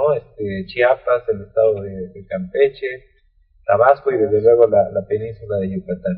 Excepto los estados que están muy al norte del país, pues no digo que estén libres de enfermedad de Chagas, porque ahora se está viendo algo muy interesante, ¿no? Se están detectando casos de Chagas en estados que sirven de paso para los Estados Unidos, ¿no? Donde estamos viendo migración, por ejemplo, de personas de Oaxaca, de Chiapas, que su destino final son los Estados Unidos, hacen escala en algunos de estos estados norteños y ahí son detectados como casos, ¿no? Entonces, el problema de la enfermedad de Chagas se está dispersando gracias en parte a la movilización de las personas, ¿no? Se está globalizando, desde luego. Las especies de vectores, como ven en este mapa, son muy diversas. Se habla de 30 o 40 diferentes especies distribuidas en todo el país, incluyendo la península de Baja California.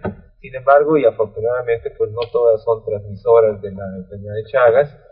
Se habla de 9 especies responsables de la transmisión de Trypanosoma cruzi, y como vemos aquí en el mapa, pues es una imagen casi sobrepuesta con el número de casos reportados en la imagen anterior. Aquí podemos ver datos que ya Marco había mencionado del número de casos infectados en México. Estas son desde luego estimaciones, no quiere decir que son casos reales, son estimaciones. Se habla de más de 1 millón de casos de infectados en México. Se habla de nuevos casos anuales de transmisión vectorial, cerca de 8,000 casos, y casos congénitos arriba de 1,000 casos, ¿no? Entonces, tenemos una problemática ahí que tenemos que enfrentar de algún modo. Ahora, la enfermedad de Chagas, este es un dato muy reciente, de datos en 2013 comparados con 2014. El número de casos reportados en 2013 según Senaprece, ahí está el dato en la parte de abajo, en SINAVE, Dirección General de Epidemiología, la Secretaría de Salud, 459 casos, Marco, reportados en 2013 en total, y en 2014, hasta la semana epidemiológica 29, que me parece que fue durante el mes terminó recientemente agosto, 527 casos. O sea, tenemos más casos del año 2014, todavía en la semana 29, en comparación con el año pasado, ¿no? O sea, ha habido un incremento sustancial de casos, y principalmente, fíjense, resalta aquí el estado de México con una gran cantidad de casos, Yucatán, que no nos es extraño, Oaxaca, que tampoco es extraño, y por supuesto el estado de Veracruz. Afortunadamente aquí no aparece el estado de Morelos, porque no, o sea, aquí nada más están resaltando los casos con mayor número de casos, ¿no? Y bueno, hay todavía pendiente el registro de estos casos en la plataforma de la red de comunicación colaborativa. Ese es otro gran problema, ¿no? Por eso hablamos del registro, ¿no? No sé qué... Sí, ahí, precisamente como les comentaba, de las estrategias nuevas que se están, o la tendencia que hay con el nivel federal, es precisamente esta plataforma de red de comunicación colaborativa que está ahorita en un proceso de formación y de ensamble. Ahí hay también a veces no hay un cruce directo con la información que se registra en SUIBE. Por ejemplo, hay padecimientos como el dengue, donde está establecido que, como muchos otros padecimientos, ya sean casos sospechosos, se registran en SUIBE. Posteriormente los van eliminando. En el caso particular de Chagas, creo que en la mayoría de los estados se registran en SUIBE siempre y cuando ya están confirmados por laboratorio. Claro. Porque, bueno, afortunadamente son pocos casos. Eso no significa que no haya más casos. Creo que algo que comentabas de las estimaciones y de los casos que se registran en promedio a nivel nacional, estamos hablando de la punta del iceberg, ¿no? Donde si en cada año, por ejemplo, de los casos se registran, sobre todo aquí en Morelos y Guerrero, no sé, estamos hablando de 60 de Morelos, ¿no? Yo creo unos 80 o 100 de Guerrero. Hay un número más grande por abajo. Un dato importante, no sé si, bueno, no nos puede acompañar la doctora del Banco de Sangre, pero en los últimos años, de los datos que tenemos aquí en el estado de Morelos, casos confirmados por laboratorio, el 50% más son donadores de sangre. Así es. Ese es un dato muy importante que hay que estudiarlo y darle un buen seguimiento, ¿no? Porque se supone que la mayoría de estos pacientes o donadores de sangre pasaron varios filtros. Creo que, bueno, sabemos que también ahí hay existen las mentiras piadosas, ¿no? Donde mucha gente, por cubrir el requisito de como donador de sangre, cuando le preguntan si conoce la chincha o la entra a su casa, ellos dicen que no. Claro. Cuando les comentan si conocen a la besucona, dicen, bueno, nada más a la vecina, pero no a la chincha, ¿no? No a la chincha, claro. Muchas gracias. Bueno, y como vemos ahí en un periodo del 2000 al 2014, un registro más o menos de 7,000 casos, ¿no? Aproximadamente. O sea, es un número considerable de casos, ¿no? En un periodo de 14 años. Y bueno, las personas donde se hace el diagnóstico confirmado de Chagas son personas en edad productiva de 25 a 44 años. Ahí la barra que sobresale en verde corresponde a esos grupos de edad. Sin embargo, hay otros grupos de edad igualmente afectados, ¿no?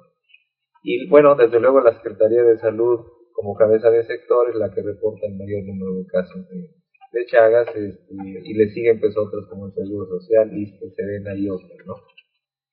Ahora, decíamos que la enfermedad de Chagas se ha globalizado en función de la migración de personas de países endémicos que buscan mejores condiciones de vida y que migran a América Latina, al norte de América Latina, sobre todo Estados Unidos y Canadá, o bien a Europa y tan lejos como Japón y Australia. Entonces ahora el problema que tienen estos países no endémicos es la transmisión a través de la transfusión sanguínea que explicaba Marco hace un momento, y la otra es a través de la transmisión vertical. Es decir, esos son los dos grandes problemas de la enfermedad de Chagas, que alguien llamó la enfermedad de Chagas suburbana, ¿no?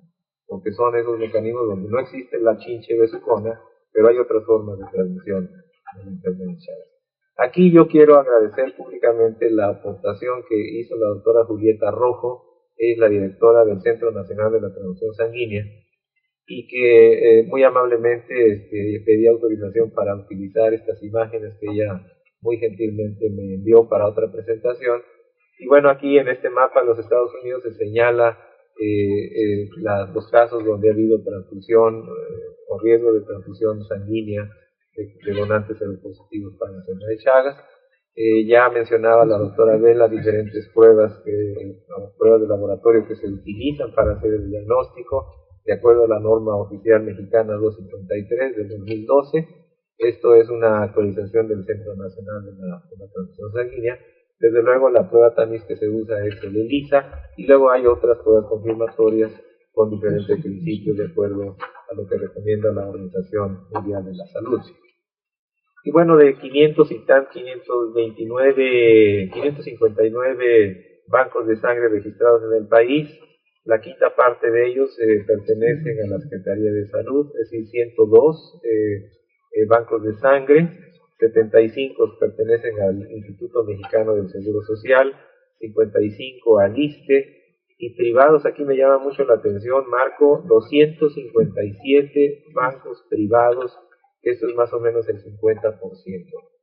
Lamentablemente no está presente la doctora Rita Rivas, que es la directora del Centro Estatal de la Transfusión Sanguínea, porque sí me hubiera gustado que estuviera presente para conocer su opinión al respecto, es decir, cómo los hospitales privados que tienen bancos de sangre se regula el tamizaje. Yo me imagino que sí lo hacen, ¿no? Por supuesto, pero no sé si por norma estén obligados a hacerlo. Bueno, ahí es un dato muy interesante de bancos de sangre privados. Creo que existe una normatividad donde interviene en este caso a nivel federal la COFEPRIS, y en el caso de Morelos la COPRISEN, donde ellos hacen una regulación, una verificación de en el caso creo que, bueno, por lo menos en Morelos o en Cuernavaca, creo que ya no hay bancos privados.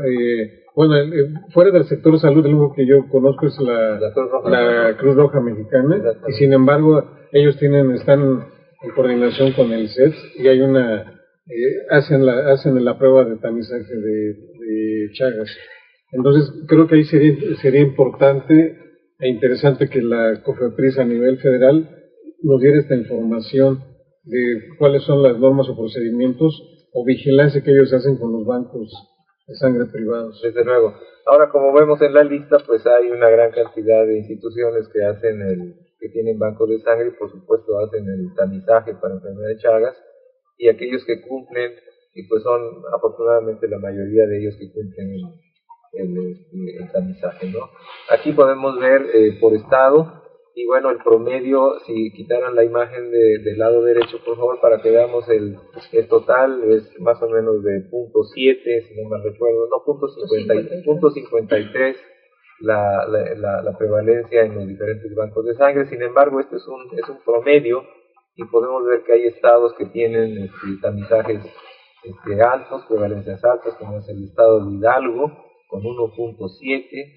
Tenemos otros como el estado de Veracruz, el estado de Tamaulipas, etcétera. O sea, la prevalencia en el tamizaje no es uniforme en todas las entidades federativas. Hay algunas que tienen focos rojos, hay otras que tienen focos amarillos.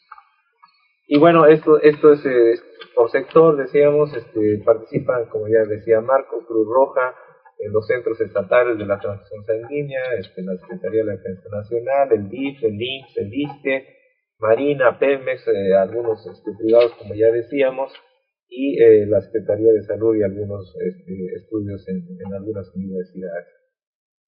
¿Cuáles son los factores de riesgo para que la persona que dona sangre sea seropositivo? Bueno, que vivan en casas donde estén infestadas con los chinches besuconas. Como podemos ver aquí, es muy común en las zonas rurales ver este tipo de casas donde facilitan la infestación y la multiplicación de los teatóminos, tanto en las casas de adobe, donde hay piedras acumuladas, rocas, donde el techo es de madera, de teja o de palma. Ahí es donde se permite la proliferación de las chinches, ¿no? Y aquí lo que vemos es que las personas que tienen pisos y muros construidos con materiales naturales, como se ve en la pantalla, tienen hasta 2 o hasta 3 veces más riesgo de adquirir la infección. Y si estos se convierten en donadores, como decía Marco, puede ser que digan alguna mentira, ¿no? Es decir, por el simple hecho de donar sangre, decir, no, pues yo no conozco a la chinche, yo vivo en una casa donde no hay chinches, ¿no? Y es un falso negativo, ¿no? Porque resulta que cuando le hacen el tamizaje, pues va a resultar positivo, ¿no? Entonces ahí tenemos el riesgo de transmisión.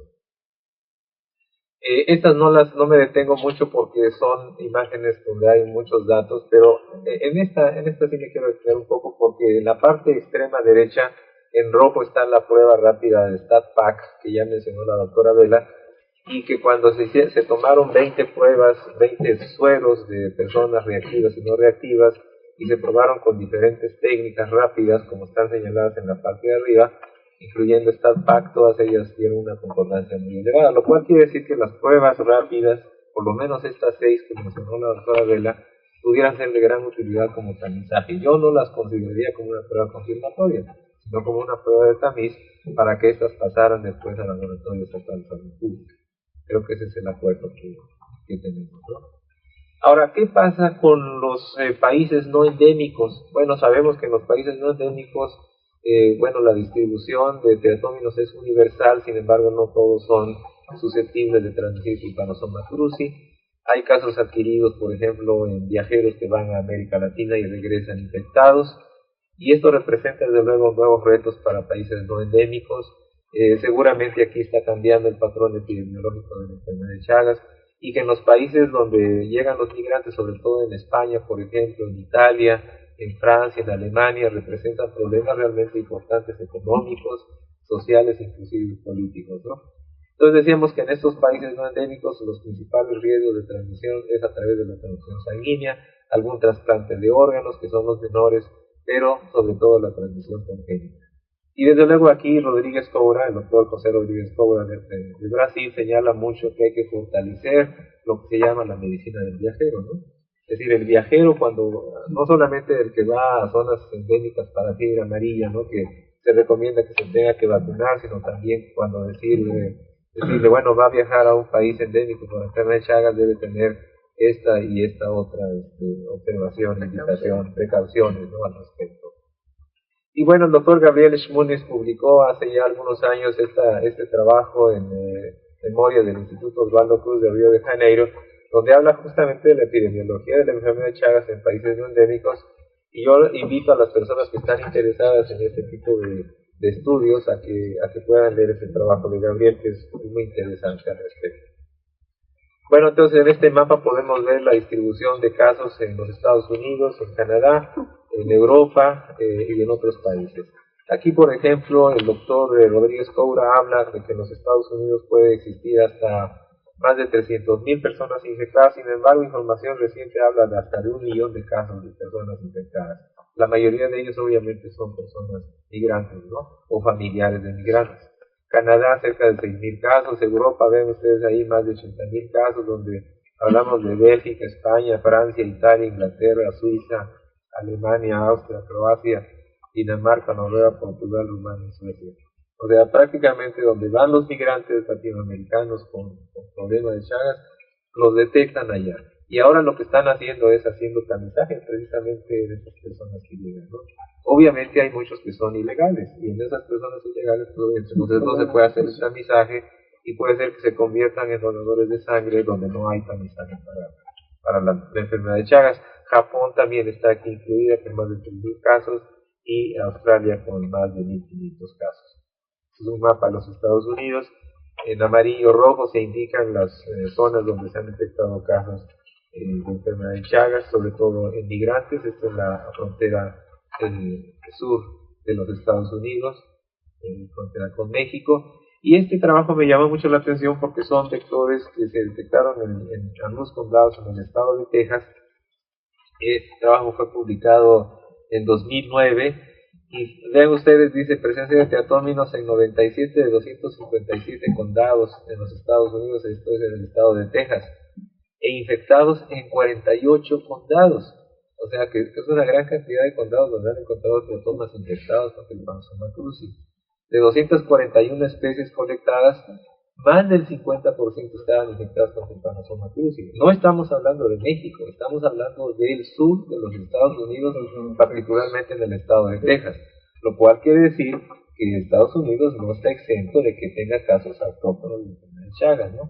Algunas especies poco conocidas fueron detectadas allá en los Estados Unidos, ¿no? Entonces este es un foco rojo que se prende, o ya está prendido en los Estados Unidos. Aquí se estima que más de 80.000 personas podrían estar infectadas en Europa, como ya lo habíamos señalado, varios países, por ejemplo los que están señalados aquí, incluido España, Argentina. Bueno, estos son estudios que han hecho en diferentes países no endémicos. Este es un trabajo hecho en España, de hecho ambos son hechos en España, uno fue hecho en Barcelona y el otro fue hecho, si no mal recuerdo, en Valencia. Sí, en España hay muchos grupos trabajando en enfermedad de Chagas porque obviamente son los que más casos de migrantes reciben, ¿no? Pero también Italia, sobre todo en Verona y en Florencia, han encontrado casos positivos, sobre todo en mujeres. Y migrantes, vean ustedes, el 83.4 eran migrantes. Me llamó mucho la atención este dato de 13.8 eran niños adoptados. Es decir, muchos países europeos adoptan niños latinoamericanos y esos niños ya están infectados. Entonces representa ahí un problema de salud muy importante para países no endémicos. Y me llama la atención este trabajo del profesor Peter Otis del Baylor College of Medicine, donde hizo una publicación reciente, hace 2 años, donde compara la enfermedad de Chagas como una nueva enfermedad parecida al HIV-Sida en las Américas, ¿no? O sea, es una declaración, digamos, muy fuerte, ¿no? Porque está comparando la enfermedad de Chagas con el impacto que tuvo o tiene el HIV-Sida. Recordamos, esto empezó en los años 80, ¿no? Lo cual quiere decir que Peter Otis está muy consciente que la enfermedad de Chagas en los Estados Unidos, por lo menos en su estado, que es el estado de Texas, pues tiene un impacto muy importante, ¿no? Ahora, estos casos pediátricos también no son raros en países europeos. Por ejemplo, este es un estudio que se hizo en Barcelona, España y en Suiza, donde le dan seguimiento a 45 niños que nacieron infectados de mamás latinoamericanas, sobre todo de Bolivia, que decíamos es uno de los países con más número de casos, ¿no? Y afortunadamente surge esta iniciativa de BNDI, ahí hay un error de decir BNDI, que es una organización sin fines de lucro que tiene su sede en Ginebra, Suiza, y que está siendo apoyada por diferentes fundaciones, incluyendo la Fundación Bill y Melinda Gates, pero también la Unión Europea y Médicos Sin Fronteras. Y esta DNDI, lo que quiere decir, esta es una iniciativa para el estudio de nuevas drogas o nuevos medicamentos para enfermedades olvidadas, dentro de las cuales está, por supuesto, la enfermedad de Chagas. Y en la parte de abajo podemos ver algunos estudios que se han estado realizando, financiadas o apoyadas por DNDi. Aquí está, por ejemplo, la crucipaína, la cruzaína, que es una cisteína proteasa. Este medicamento se llama K777. Hay otro que ya mencionamos hace un momento, que es el rabuconazol, el E1224, el posaconazol, hecho en España y financiado por Merck, y otros que se están haciendo en otros estados, en otros países como es en Estados Unidos, ¿no? Y luego, a instancias de la DNDi, surge la plataforma de investigación clínica en enfermedad de Chagas, que decíamos hace un momento. Tuvimos la reunión con expertos internacionales el 8, 9 y 11 de agosto en la Ciudad de México, como un evento satélite del Congreso Internacional de Parasitología. Y bueno, decíamos que la plataforma surge en el año 2012 a iniciativa del DNDi, con esta oferta de crear nuevos medicamentos, apoyar el desarrollo e investigación de nuevos medicamentos, y además facilitar un espacio de discusión e intercambio de experiencias, como fue esta experiencia muy interesante que inclusive la doctora Vela nos acompañó en esa reunión. Muy interesante compartir experiencias con otros países, ¿no? Y de lo que se trata aquí es de consolidar una red de expertos, ¿no?, a través de esta plataforma, donde se emiten diferentes criterios, ¿no? No sé si tenga, sí. Doctora Vela. Yo solamente quisiera comentar que es muy importante, porque a través de esta plataforma fue como nosotros tuvimos la oportunidad de compartir con médicos de Brasil, con el doctor Sani, y con médicos de Argentina, con gente del grupo del doctor Alpech, y y tuvimos la oportunidad de conocerlos aquí en la plataforma, como dice, en la reunión, y fue sumamente interesante. Compartieron los estudios que incluso estaban a punto de publicar y las experiencias que ellos tienen. Para nosotros fue muy enriquecedor. Sí, muchas gracias, doctora, por su opinión. Bueno, existen otras iniciativas, por ejemplo, la Declaración de Londres para las enfermedades tropicales desatendidas. Se reunieron diferentes instituciones filantrópicas, sobre todo la Fundación Bill y Melinda Gates, Médicos Sin Fronteras, diversas empresas farmacéuticas, como están señaladas ahí, varios países endémicos. Y la idea de esta Declaración de Londres es que las empresas farmacéuticas pudieran poner a disposición de los países el medicamento requerido a precios accesibles o inclusive donados, ¿no? O sea, yo creo que esa es una iniciativa interesante. Sin embargo, yo no la he visto trabajar todavía, ¿no? O sea, habría que hacer ahí alguna gestión a nivel de país para ver cómo podemos conseguir los medicamentos que a veces cuesta mucho trabajo obtenerlos, ¿no? Surge la Coalición Global de la Enfermedad de Chagas por el problema de la globalización. Esto surge en 2012. La forman Fundación Mundo Sano de Argentina, el Instituto de Salud Global de Barcelona, la iniciativa de DNDi, como ya mencionamos, el Instituto de Vacunas del Instituto Sabin en el Baylor College of Medicine en Houston, inclusive el Hospital del Niño en Texas, el Colectivo de Estudios Aplicados y Desarrollo Social, el CEADES, Médicos Sin Fronteras, y la Federación Internacional de Personas Afectadas por la Enfermedad de Chagas, el FIN de Chagas. Entonces, como vemos, está creciendo pues estas iniciativas de que los pacientes no están solos, los investigadores no están solos, sino que vamos a conformar una red muy sólida, tanto de investigadores como de médicos y aquellos que puedan financiar proyectos de investigación. Inclusive aquí está la Federación Internacional de Personas Afectadas con la Enfermedad de Chagas, que tuvo su reunión en el 2010, se llama su acrónimo así de Chagas. Participaron, como ven ahí, países endémicos como son Argentina, Brasil, Bolivia, Venezuela, Colombia, España, Australia, que no son endémicos, pero participaron ya en esta federación. Existe, para fortuna nuestra, la Asociación Mexicana de Personas Afectadas con la Enfermedad de Chagas.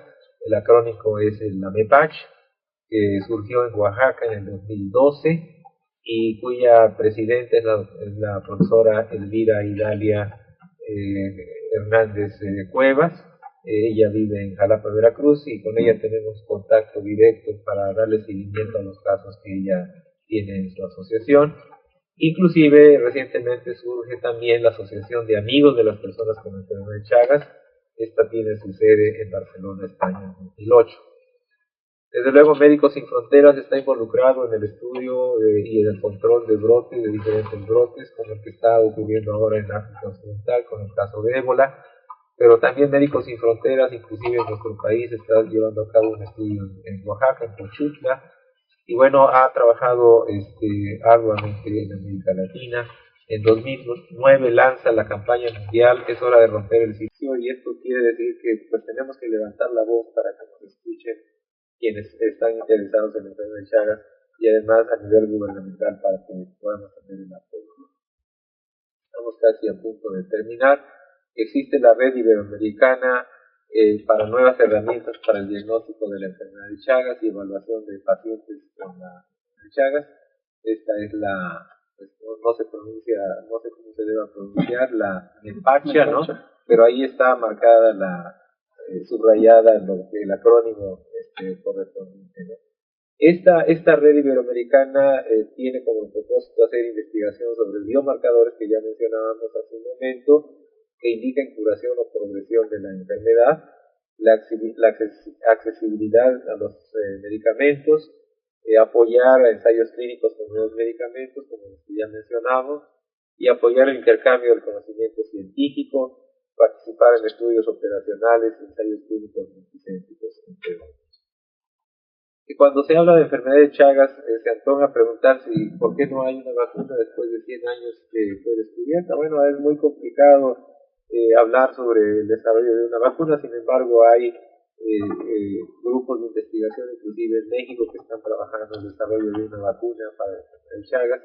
Esta, por ejemplo, que está apoyada por varias instituciones, lo están haciendo en la Universidad Autónoma de Yucatán principalmente, pero también con el apoyo del CINESTAR, IRMEX, el Instituto Sabin, el Centro para el Desarrollo de Vacunas en Texas, el Hospital del Niño en Texas, la Fundación Carlos Slim, el Instituto de Investigación Médica Southwest Electronic Energy.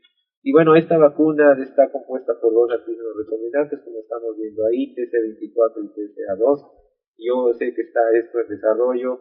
Tuve la oportunidad de platicar con Eric Dumonteil en la plataforma reciente y me dice que va bien el proceso de vacuna. Esta, desde luego, no es la única vacuna, hay otras en desarrollo, sobre todo experimentales para el estudio de la enfermedad de Chagas experimental en perros. Muchos de esos trabajos los hace Pedro Reyes en el Instituto Nacional de Cardiología. Y ya casi para terminar, quiero decir que hay diferentes iniciativas apoyadas por la Organización Mundial de la Salud para el control de la enfermedad de Chagas. Por ejemplo, el incremento de casos en áreas no endémicas, pues es un foco de atención para los países no endémicos. Y bueno, existen diferentes iniciativas para el control de los vectores, son bien conocidas estas iniciativas, sobre todo la del Cono Sur en 1991, en 97 la iniciativa de los Andes, en 98 Centroamérica, donde está incluido México, y más recientemente en 2004 surge la iniciativa del Amazonas para controlar los vectores transmisores de la enfermedad de Chagas. En algunos de ellos ha sido posible disminuir las tasas de infestación de Teratoma infestans, que es el teratoma más prevalente en América del Sur. Sin embargo, en México creo que no tenemos experiencia al respecto del control de vectores. Y ahí creo que merece pues la atención en nuestro país. Algunas otras medidas para el control de la enfermedad de Chagas, bueno, ya es la educación tanto del personal médico como de los pacientes y familiares, la mejoría de la caza. Sabemos que la caza es un riesgo importante para la proliferación de los teatóminos, la separación de los animales. Hay casas aquí en Morelos y en otro resto del país donde conviven personas con animales, ¿no? Con el cerdo, con el perro, con la gallina, etcétera, y a veces sacar esos animales de la casa es un factor de riesgo que se disminuye obviamente porque ya no hay contacto sobre todo cuando las casas están infectadas con las chinches. La aplicación de insecticidas en casos extremos, el tamizaje en bancos de sangre que ya mencionamos aquí que debe seguirse haciendo, es muy importante. El manejo apropiado de alimentos, porque ahora se ha visto que ha habido otros casos de transmisión de enfermedad de Chagas por la vía oral, y el manejo apropiado de animales, sobre todo animales domésticos y silvestres.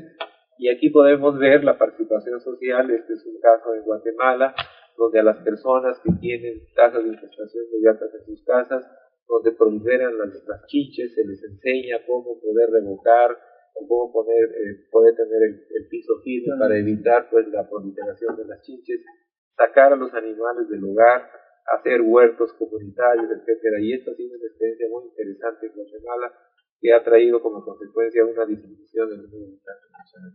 Y yo creo que muchas de estas experiencias de Guatemala las podemos aplicar en comunidades rurales aquí en el estado de Morelos. Y con esto creo que terminamos.